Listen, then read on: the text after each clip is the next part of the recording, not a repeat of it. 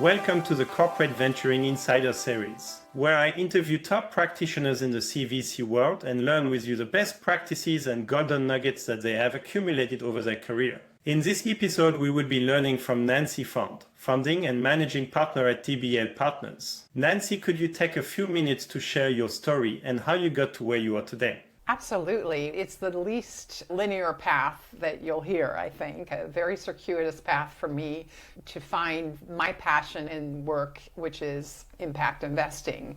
I think when I look back, I was very influenced by my parents, which is not surprising. Yep. My father was a patent attorney and an engineer and an inventor, and he would always invent little gadgets that our family needed. Like when our car got stolen, he invented an anti-theft device before cars had those. My father did that.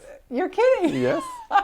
See, we're at the same table for a reason here. Yep. And I have 4 sisters, no brothers, so there was no gender stereotyping as to what we did in our family. I would make pies with my mother and solder wires with my father on these gadgets. And so he was a strong influence to me, obviously, in innovation and technology.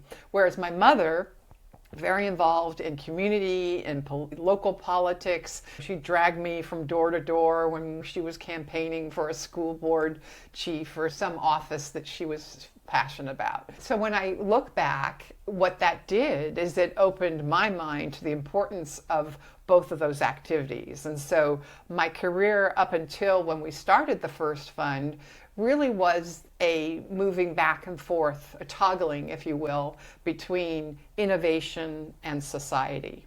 What my father represented and what my mother represented. Innovation and impact. Yeah. As an undergraduate, I chose anthropology, which of course my parents were like, how are you going to get a job in that? What is anthropology?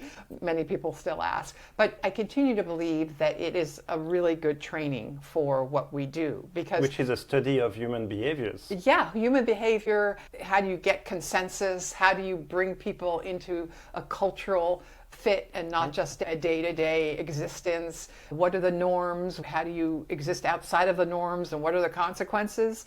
All of that is really fodder for what we go through every day. So when I came back to California, there was a recession. It was a little hard to get a job. I was going to work for the governor of California at the time, who was Jerry Brown, his first time around, because he had a technology office, Science and Society, called Office of Appropriate Technology. And it was a great group of people. As a consultant, I studied biotechnology and its impact on California. But what happened is when he finished his term, the new governor that came in didn't really like this office. He abolished it like the second day he was on the job. So of course I was out of a job, having just graduated from business school in a recession. So that was a little bit of taking the wind out of my sails. But I found a job at Intel, where I worked on new product marketing. They were just beginning to realize that what Intel had was going to be of use to everybody, and that they had to communicate that utility to non-engineers. And so me being the token anthro major at Intel, I was able to help them make that transition. I also had the privilege and luck of working with Bob Noyce, who was one of the founders. Oh, I did not know that. Yeah, just an incredibly inspiring person and such a friendly, talented guy. And so Bob was one of the first to see what we need to organize and invest in our future and get our government to support what this revolution is all about. And so there was no government affairs person, there was no Intel Capital back then, but I helped him build that. And then by the time I left, they hired their first government affairs kind of policy person. Wow. Okay, this is really good. Yeah. And so I had heard of this company called Hambrecht and Quist, and I got a job there. And basically H&Q, as it became known as, was one of the first companies to both invest as a venture capitalist in the tech companies that were coming out of the Valley, and also the investment bank that took them public. Took public Apple, Genentech, Netscape. Before the whole Valley was of interest to Wall Street, there were these local investment banks, and H&Q was one of those. And your role was? I was a securities analyst. That was how I started. And I didn't know what that was either. And I certainly didn't know that when you were a securities analyst working in San Francisco, you were supposed to get up at For the East Coast. For the East Coast. You were supposed to have East Coast hours. And had I known that, I probably wouldn't have gone there. But it's good I didn't know, because it turned out to be a place I didn't leave for decades. It was a fantastic place to work. And the same thing that had happened at Intel happened at H&Q, but in a slightly different way. The Valley was getting more aware of the role of policy, the impact of securities lawsuits, and the need to shore up education. And so TechNet was formed, in that 90s period. And I was the one that kind of helped our company be one of the founders. And that was John Doerr and Cisco. There was a whole generation of Silicon Valley leaders that felt, let's give our industry a voice in civic society and in the capitals of our country and states around the country. And since no one else really was interested in that at H&Q except me and Bill Hambrag, but he was too busy, I got that job in addition to being a securities analyst. And eventually I switched over to the venture capital division. And so I finally landed in the functional category that I operate in today without the impact lens, but just being able to really get at innovation and look at the factors that make entrepreneurs successful and don't. And then what happened is that Bill Hambrecht, who had been, I think he was on the board of the Sierra Club or the Sierra Club Foundation, way back in 1990, he said, why don't we raise an environmental fund? Because I had been at the Sierra Club, he was interested. And so we raised a tiny fund. It was 17 million. Okay, which at the time was not that small. Yeah, it wasn't that small. Today it's like, why did you even bother? And we had some corporate investors, which was fascinating, but it was too early. There wasn't a regulatory map and enforcement for toxic waste, and the dominant narrative at that time was all about Superfund sites, which is hard to make a business around those. But we persevered, and we had some great investments in that fund. We veered towards scientific instrumentation. And then, of course, the whole dot-com boom happened, and so we all dropped everything and went to invest in that cycle. And just loved the process. We went public as a company, and then we were acquired by Chase, and then Chase bought JP Morgan a few years later, and that's how I ended up at JP Morgan, was through that series of acquisitions. And since our venture group had been very tight and very focused in Northern California, I had heard about this new fund that the Bay Area Council, one of our leading regional government organizations, they had spawned this idea to raise some funds that would address the growing haves and have-nots in the Bay Area. And this is in the 2002 timeframe, where the benefits of entrepreneurship were really concentrated in certain neighborhoods and others were being left behind. And so we had been very active members. That was part of my remit, on my policy hat, part of my job. And so when they did this, they said, would you guys like to raise the fund and manage it with us?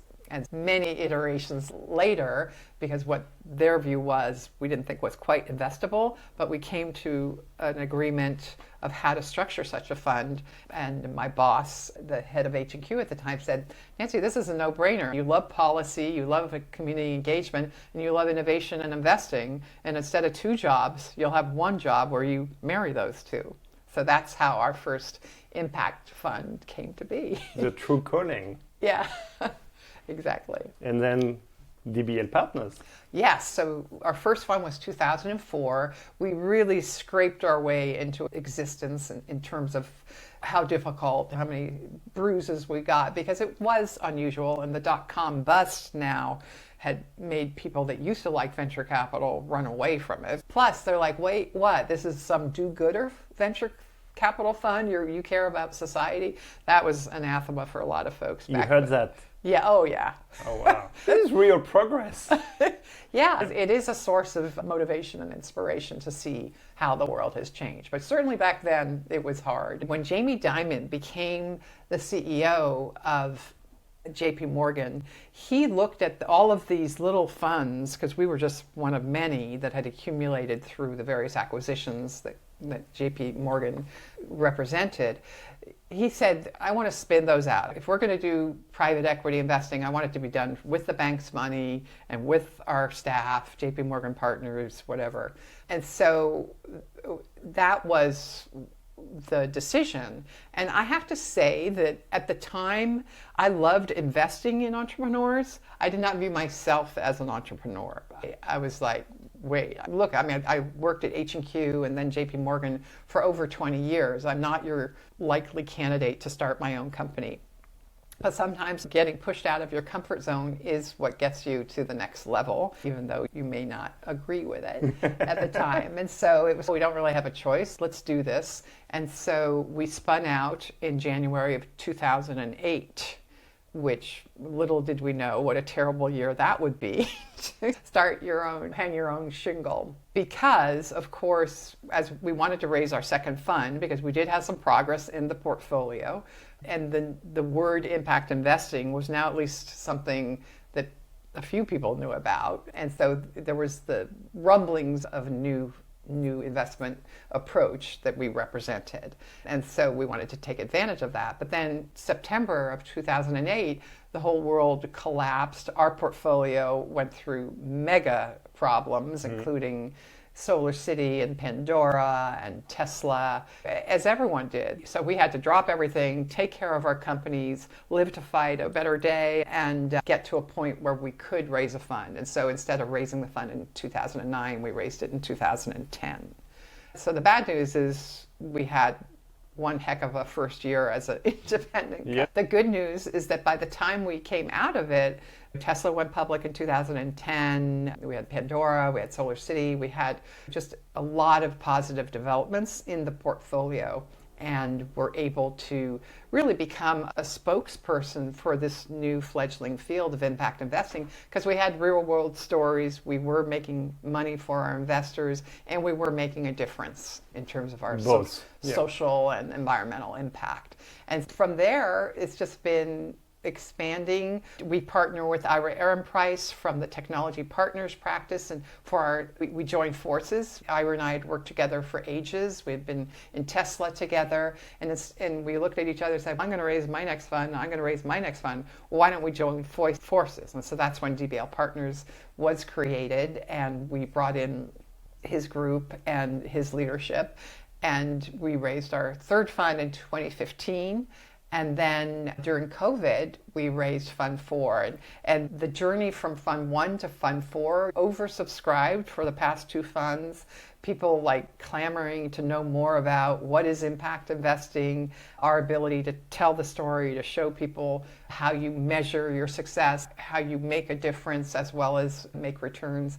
That all has been extremely sought after. And so it is a story of the vision, the commitment early on, getting through those early challenges, and then waking up to a world that is much more receptive to what you're doing, and helping build that, and bringing in not just the entrepreneurs and the financial LPs, but corporates as well, as they saw this opportunity to reinvent their future and join in a sustainability impact practice. It's amazing to see the progress in just 15 years. We're not talking like 50 years. And the funny thing is, we didn't really realize it at first. We were so busy just taking care of the portfolio or raising our funds or moving our offices that we didn't have that much time to study or to reflect. And then, of course, we just got swept up into this movement, the various conferences, and we're very dedicated to writing about issues that we think are both investable and important to society. And so getting into the kind of intellectual center of this field, it's been one heck of a ride. Very nice. I want to double click on the anthropology. And here, the study of human behaviors, venture capital is a white glove industry. And it's about the entrepreneurs.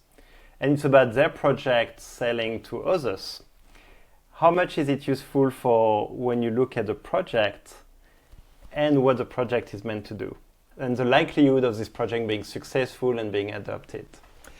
Of course, if we knew the answer to that in a foolproof way, scientific way. Yeah, the world would be a better place. But anyway, you do the best you can. But what I will say is that lens of looking at the context around an entrepreneur, around a product, around a social fabric that has certain unspoken and written laws. That's what an anthropologist does. It looks what's going on behind the scenes and is important, but maybe not visible. Are there rules against this, that, and the other? Or is this kind of behavior particularly well rewarded in this society? And so none of that is obvious until you start to deconstruct a culture and look at it as a kind of living organism. And so those are the very questions that you ask, maybe with different words, in an investment. Is there competitive differentiation? Are there incumbents that are going to be fighting this, and do they have the ability to fight it, or will we break through? Are there special classes of technology here that will allow you to thrive in ways that other companies with lesser sacred technologies, if you will, won't? It's using different words, but it's the same focus on, it's not just a product, it's not just a person. Those are necessary but not sufficient. It's the way that this innovation is going to be introduced into the world, and the success of that will be determined in large part by the interaction of the various forces. In a way, it nearly feels like we should be thinking as first principles, but this helps you to identify maybe more first principles, trying to open the black box and understand the interconnections. What could be the insights you need for building what you said is not obvious. So today we had the Global Corporate Venturing event. I know you work with CVCs. I know you find a lot of value from the CVCs. Can you maybe give a few tips about how CVCs could be even more impactful to entrepreneurs, maybe working with you and other financial VCs?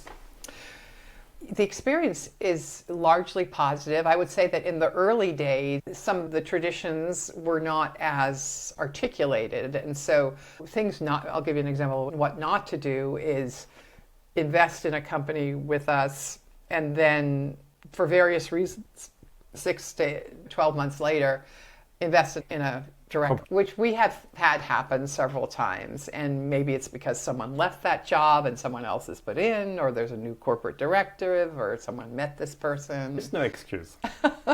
Yeah, it's just bad. But I think most people know that now. I haven't seen it happen as frequently as maybe 5 years ago. So that's good news.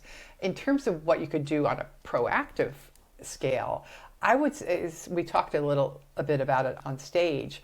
I think going after the bolder, earlier investments. And I know that makes people uncomfortable because they want to see a path to this being part of their product portfolio within a certain period, or just lots of strategic benefits.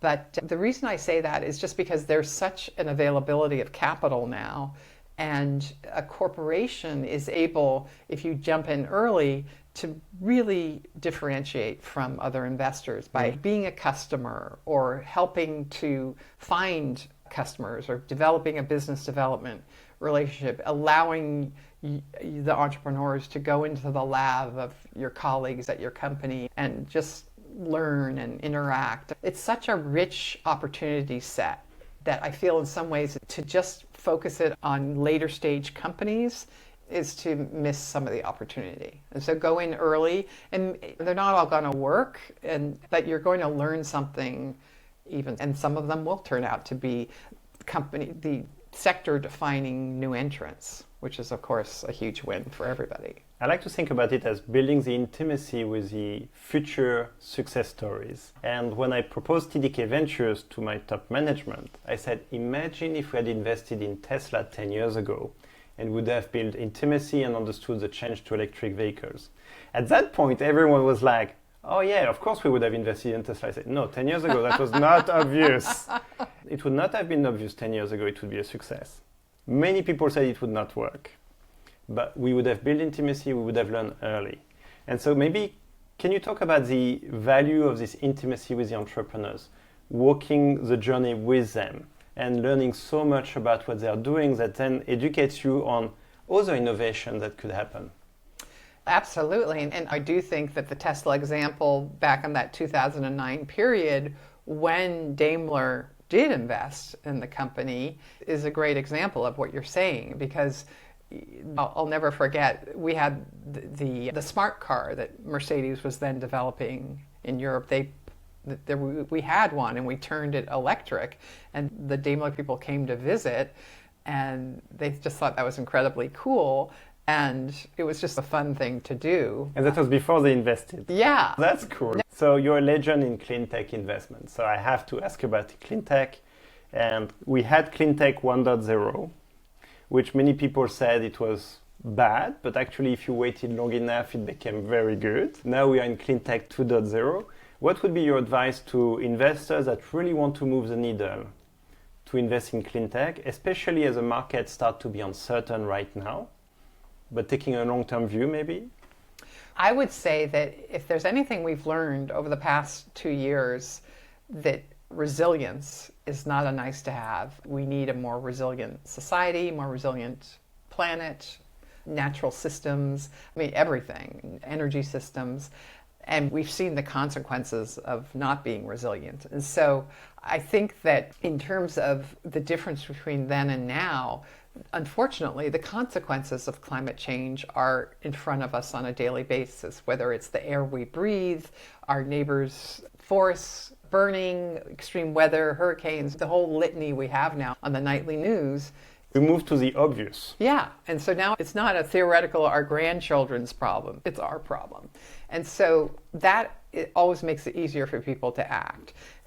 And what I would say is that the blossoming of alternative, of renewables and storage, wind, solar, various kinds of energy storage, improvements in the grid, that is now going mainstream. Even in Texas, where they had the problem last year, renewable resources have been helping them this year deal with some of the extremes in temperature. So it's not a blue state, red state thing. It's everyone realizes it's cheaper, it's better, and certainly the next generation, it's table stakes. We have to do that. And so I think even the conflict, the war, the tragic war in the Ukraine has also been a catalyst. And as I mentioned on stage, there are whole regions of our world that depend on, historically, Russian natural gas. That's a non-starter for a lot of people. It's not going to happen overnight, but you are going to see in Europe much more energy independence, and that means relying more on clean, renewable, distributed resources. It's a good wake-up call to accelerating this green energy. I really like the electrification of everything. Now, clearly with Cleantech 2.0, we're still not on the green electricity. And I nearly feel like maybe it's too early to call Cleantech 3.0, but there are many initiatives that are pure green. How do you see the transition from better, clearly, energy than before, moving to a really nice and green energy in the future, especially as an investor? Yeah, it's fraught. There are reasons why your grandfather would recognize an electric grid, because it's the same as he had. So there is an entrenched way of doing things. There are regulated monopolies in this industry. Yep. There are supply issues. Weather plays a huge role. And so it isn't the easiest. It's not a fluid market. And so you have to know how to navigate through this, and you have to build political consensus. Yep. And that's something that is not the cup of tea of a lot of investors. They just want, okay, we're going to have a big, better, cheaper, faster product. We're going to go to market, and we're just going to take over. But it's not fluid. It's full of friction everywhere. Yeah. And so we actually like that, because you're not going to win every battle, but we're not afraid to engage and to work across the aisle, work with different stakeholders to come to some understanding about letting go of the old way and embracing the new, and realizing that there are all kinds of consequences that you have to account for as a society. So it isn't just a matter of, this is solar energy, it's now cheap, it's wonderful, so everyone should use it. There are just so many vested interests and traditions with the existing way we do things. And so I just think that's why it takes longer. But the fact that it's now cheaper, and we need to diversify our supply, and we can't be dependent on, we've learned, on certain nations for natural gas. I think everything bodes very well. We just need to invest a whole lot more in it and be smart about any dislocations in society that come from an energy transition, and plan for those as opposed to ignore those impacts. This is a golden nugget. In the last 2 minutes of our interview, I want you to give us reasons to be very optimistic about the future.